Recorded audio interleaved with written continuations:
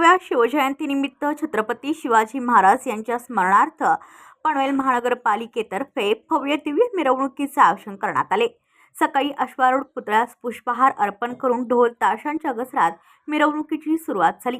या मिरवणुकीत शिवचरित्रावरील 7 आकर्षक चित्ररथ, 14 लेझिम पथके, ढोल पथक आणि दांडपट्टा तलवारबाजीचे थरारक सादरीकरण करण्यात आले।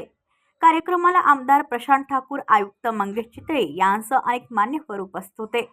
यानंतर आद्य क्रांतीवीर वासुदेव बळवंत फडके नाट्यगृहात पोवाडे आणि शिवराज्याभिषेक सोहळ्याचे नेत्रदीपक नाट्य सादर करण्यात आले।